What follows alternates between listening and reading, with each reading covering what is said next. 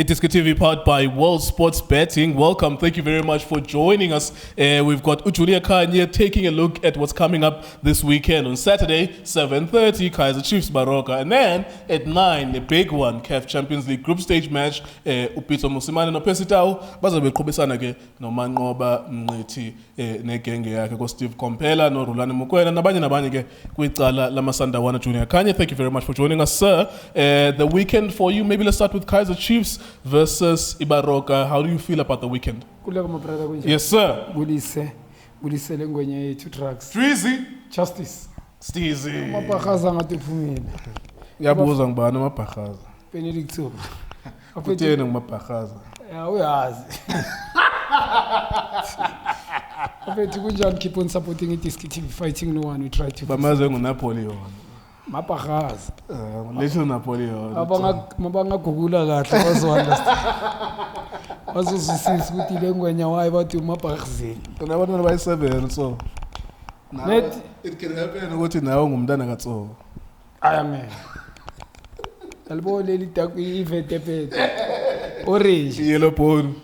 Orange. There you go. Kaizer Chiefs versus Baroka. The last team in the league, Baroka, number 16, taking on Kaizer Chiefs. I think they're number 5 or number 6.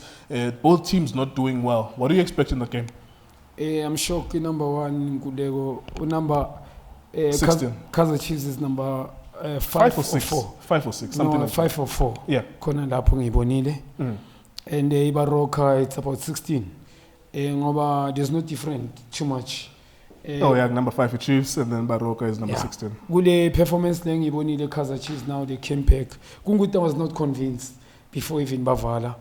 Asicale ngai Kaizer Chiefs. Mina was not convinced mabavala.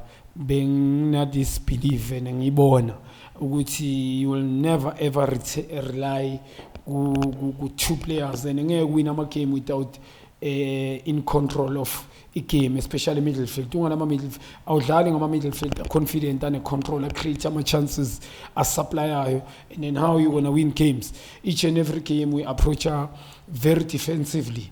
You approach a game as 7 defenders or 6 or 8 or with 2 attackers. Attack yakho ngama game limited. Kune number A1 but ufuna ama cross, so you've got 2 players a short boxing unokama. If ibola lika left kunokama boxing.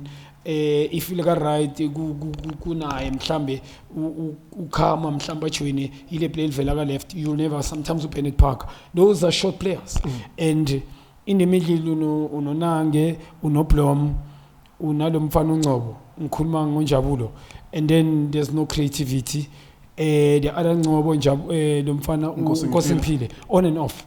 He plays well, sometimes it doesn't play well. They could believe in him, sometimes it doesn't. There was this thought or idea every time he plays under Arthur's one number 10, and he plays a little bit better. Cape Town City was playing number 10. It was 0-0 there. Yeah, it was a free roll for of another game there.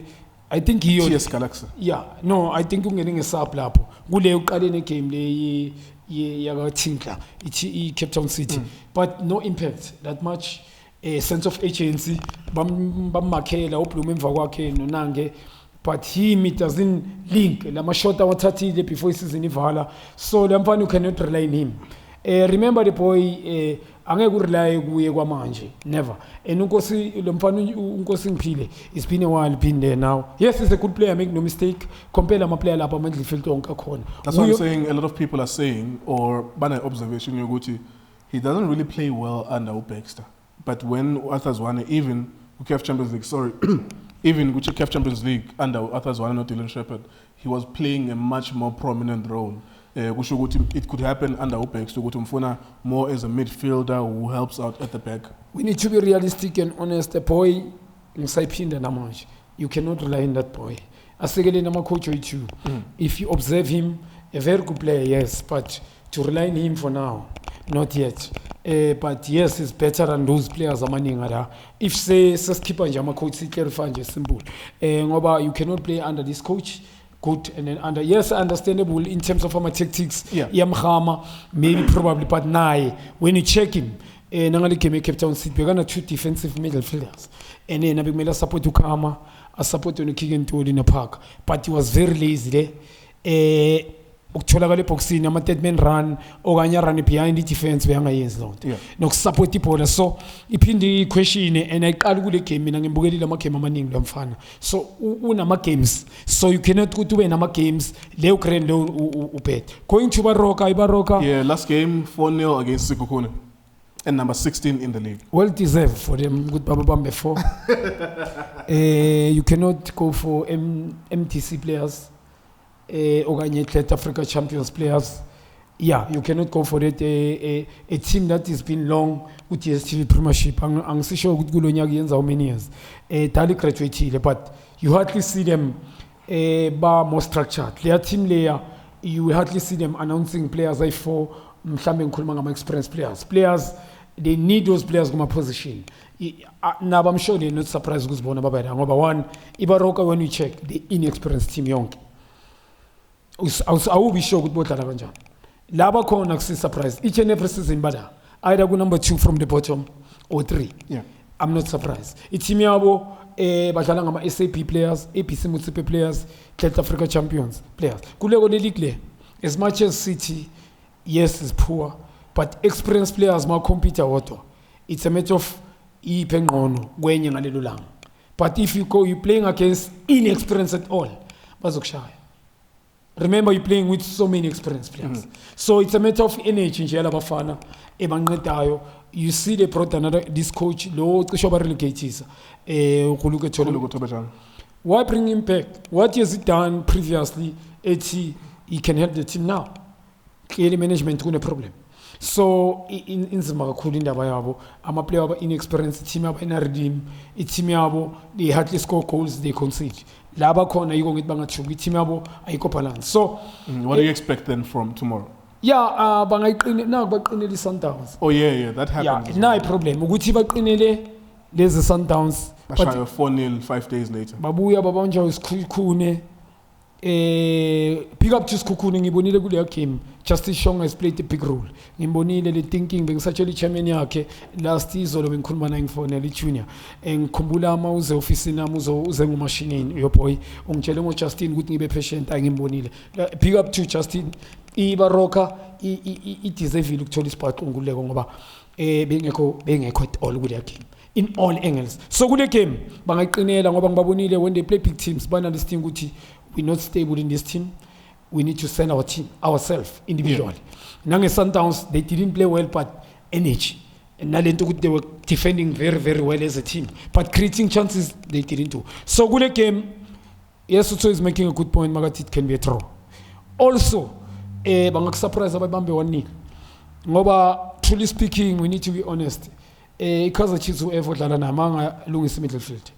Baroka midfield yabo tomorrow akunamuntu oyisaba iKaizer Chiefs sekuna listing ukuthi akunamuntu so your prediction again yeah mina ngibona kuzoba ne draw ye 0-0 or 1-0 Baroka winning the game. Okay legend kuKhambala we know what he did in 2020 I'm sure tomorrow he'll get some game time as well but of course we'll be here at 7:30 tomorrow a big one at 9 p.m. tomorrow at www.wsp.co.za a big one is the CAF Champions League between Ahly and Mamelodi Sundowns. Woo, I'm looking forward to that one. The Sundowns were not too happy with them building up to this game but kwabonakala improvement last week Ahly nayo shaya 0-0 with Al Hilal so it's not like they are in incredible form, both of them. What do you expect in that game? Yeah, Sundowns are struggling. Very disappointed with these three coaches. I love Rulani, hardworking, bright future ahead of him. He was coming very well in terms of the experience. I told you Pitso, but you can see he's willing to learn. Very energetic. Nasebenchi noma sukuma noma uba nangathini but uyakutshela ukuthi uyawuthanda umsebenzi wakhe. Sure. Going to manqoba ngithi umuntu humble, but knowledge we saw him a team that didn't have resources. Who call in arrows, it seems like be more fluid. So coming here, and I love Steve. Me coach under 20. I know Steve is not a bad coach. He's very knowledgeable. While I'm a players express about Steve, I'm a coordinator. But it's Sundowns now. In thinking and I think in Tabayanza Bas. They are aware. They know football. These three coaches. But I'm not too sure. You got two. One, I'm not too sure with the coaches Bazwana. Kozurula nangegati statement saki. I'm disappointed. Mabashai Chipa United 3-0 I'm disappointed about the performance, but with the goals, I'm happy. But who plays those players go line up? Another thing, mangithi kuwe, going to Guma player wabo, igaichu, they keep it team Pitso. This is a reality. It's me abifanele ukungabalance. You taking out to Fagabonyango, uthatha ukhipha bomrena, benza ama mistake win and week out abulomfana umdawu, you play. Now unyango wenza ama mistake week in and week out to play. Sometimes upremdi bakam ulakhe uphuma ngenzanga next. So a midfield yabo is no longer that effective. Rivaldo, irrespective of what, is not going to compete. You rather take out Charlie even if he's on top of the game. So kuna sacrifice. We are ibala and understanding. Now bambi sukele so basanu ralani at the age of 34. Doesn't make sense. So it's me abo guna ma favor maning. Ngulego mangithi kuna ma favor yiko ngithi bayenza ikayithu bayenza bazi or abazona. Simple. It's team up is no longer balanced facing Pitso. Yes, in TSTV Premiership ngale quality individual. They will beat this team. But Africa now facing Pitso. Pitso, Niboni team I was not happy. The team that they play Ahly. What is it? Yeah, Ahly. I was not happy. But tactical in terms of change of gear, but policy game, I love that with Pitso. It's team there's already Mara. They lack of create my chances of a game. Instead, Ahly they were on top of them. They were vigor. So ne into bengibona beba squeeze they hardly team ka Pitso bengiqala ukuyibona ingadlala under pressure ngoba umuntu ama small sided 1v1 2v2 so inzima kimi ukuthi ngimbona ahlulwa iAhly in terms of skill yakhe but through experience we are Club World Cup win bronze their team I'm sure they're highly motivated going to Sundowns is going to beat them there's no negotiation with that Sundowns CAF uzoyibona khona especially against Pitso uzeshana experience it can be ingaluza nje last 10 minutes the game ibambe Ahly but last 10 minutes they beat them because it team about definitely shown kule kuna favor maning and it doesn't look good izochinja manje the way at Sundowns kune politics manje seyiqala DStv Premiership ngifane yabo but sebenze enye into manje ngayazi so what's the final score prediction tomorrow? Yeah 2-0 Ahly win or 1-0. Between the two score, I don't see Sundowns scoring. So, Pitso, yeah, there's injury. All right, there you go. Sundowns have been in Egypt for the past 7 days. Whether or not that will help them, we shall see tomorrow. We'll be here tomorrow, of course, accompanied by World Sports Betting, WSP.co.za, iDiskiTV, iDiskiTimes, World Sports Betting. Thank you very much for watching us.